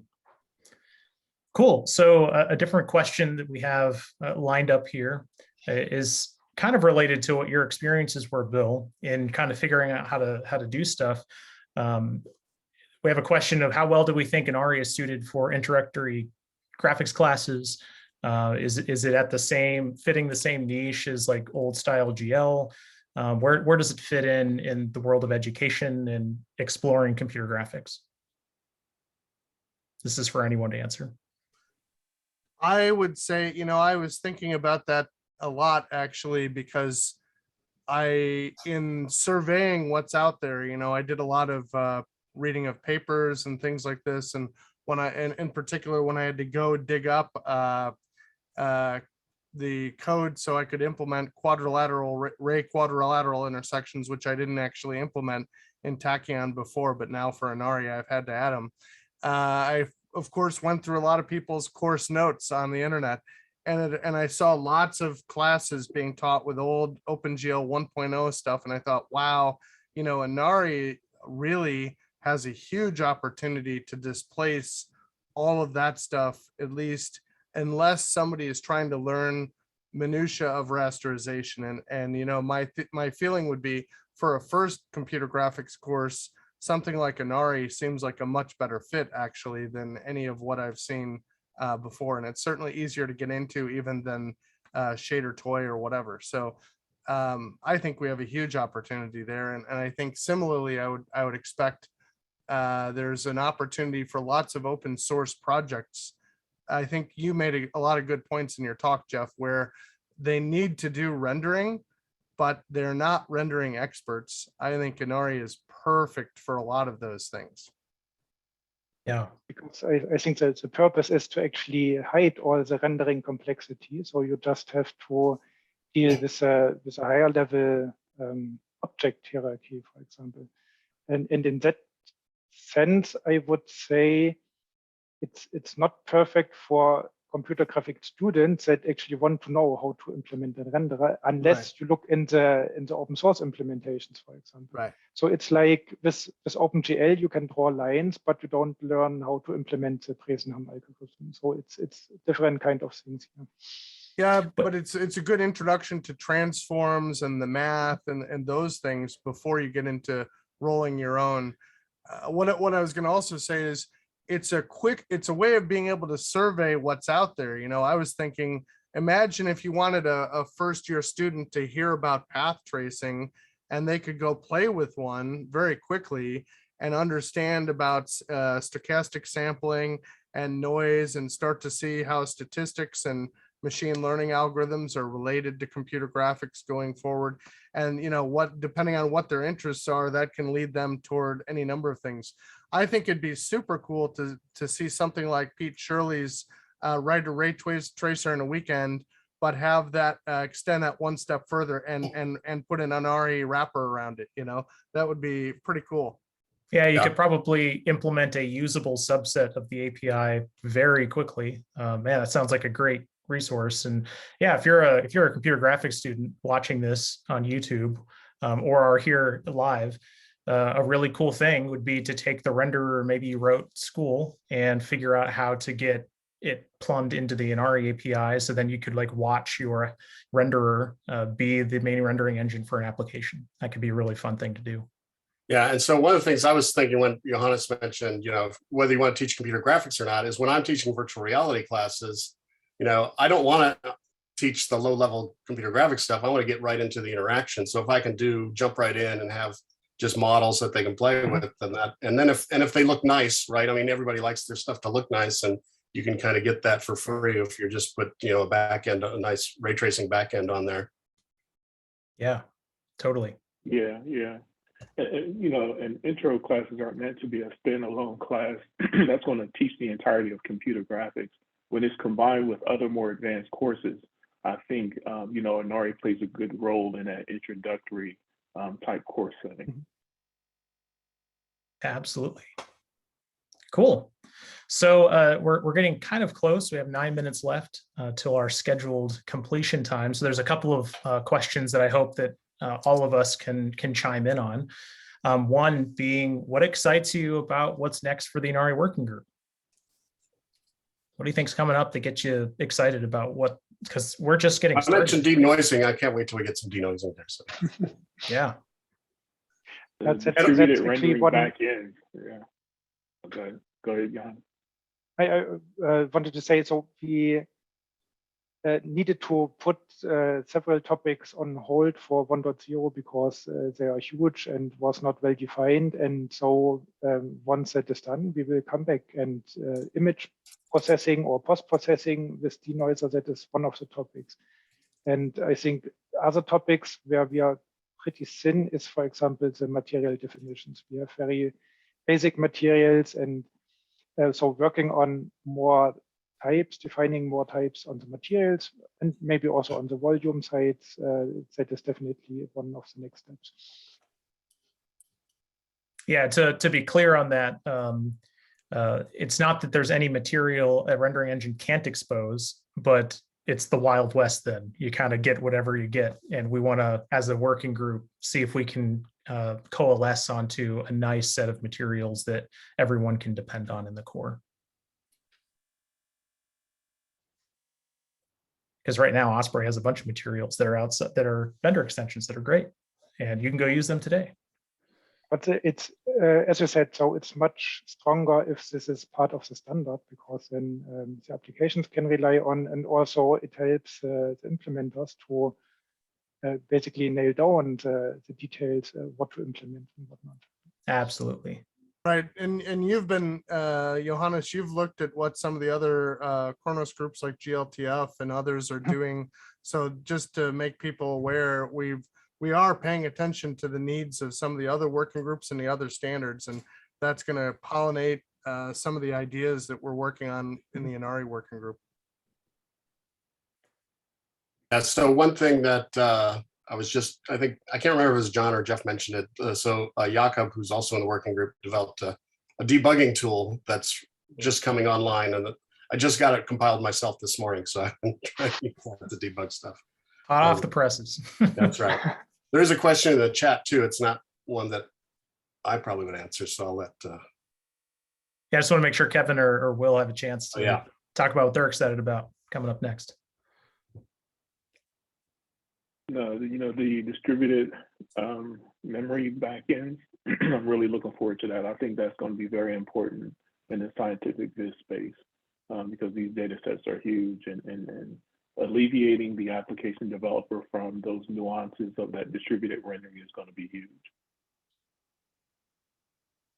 Yeah, I would second that too. It's a really interesting area, and I'm kind of curious to see like what other kind of ANARI backends come out of doing like hybrid, I know CPU and GPU rendering, or how people use ANARI to, I know in their applications. I think it will be really cool now that like the 1.0 stuff is getting out there. Yeah, very cool, very exciting. And I'm excited about it all. So I want to see everything happen. I guess maybe more specifically, I want to not just see material subtypes come out, but really cool shading networks, systems like Material X that have cool shading nodes that you can construct at runtime. That'd be a really cool set of core extensions that might be interesting to publish. So lots of fun, cool problems to work on. We're just getting started. So we do have one question that came in from Aaron Knoll. He said, will there be support for non-frame buffer ray workloads, so packets, ray streams, et cetera, to support ray tracing for compute applications? And this is a question that we've gotten a few times over the course since we've started as an exploratory group, which is ANARI is a rendering API. It's a pretty logical conclusion that some of the backends are going to maybe use ray tracing. But there's nothing actually ray tracing specific about ANARI. And so maybe in vendor extension land, some implementation might let you play around in their implementation and you can go do non-rendering things if you want. But I think it's actually a good thing for us to stay very focused on the problem of rendering, because opening it up to just doing general compute really blows open the size of concerns that things we could possibly solve, which actually might distract from our ability to solve the rendering interface problem really well. I would love to see people go and kick the tires by adding their own extensions, though. That would, that's the best way to prove that there's an opportunity really would be to do exactly that, to go make a bunch of completely custom extensions. And if somebody can demonstrate that there's a good way of doing this without the issues that Jeff just pointed out becoming an overriding problem, if there is a nice way to decompose that with just a bunch of new extensions, that might create a tremendous opportunity. And I'd love to see that happen. And I know there are other people interested in that as well. There's something to be said about vendor extensions that was kind of left off, which is if you're using ANARI, you want portability, you want all of the rendering features you can out of a backend. But also, like, if you're going to go do something, let's say I were to go out and write a very custom extension for VizRTX that just got thrown onto GitHub last night, the ANARI implementation.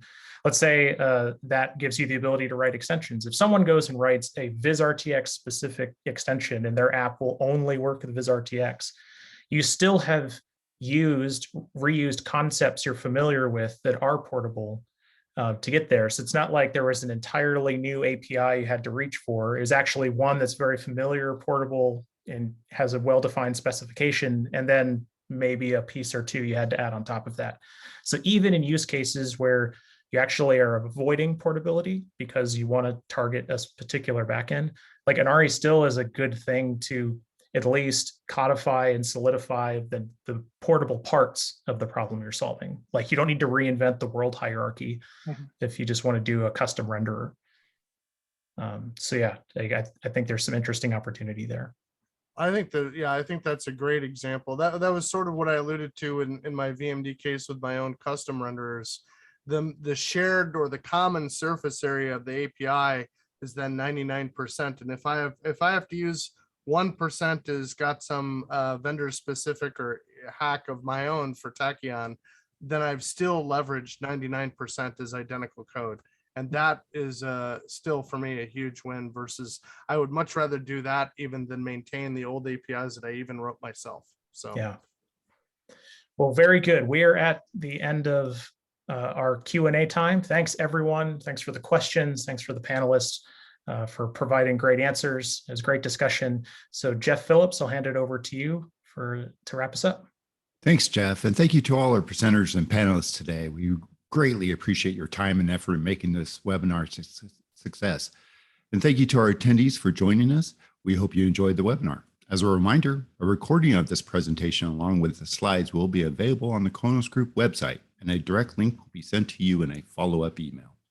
Also, there are multiple ways to get involved. For instance, you can join us on Slack and continue the discussion and share your feedback with us. As you leave the webinar, please take a moment to fill out the survey that pops up. Your feedback is important to help us improve these presentations. Please let us know if there are other Khronos-related topics you may be interested in. Thank you for joining us and have a great day.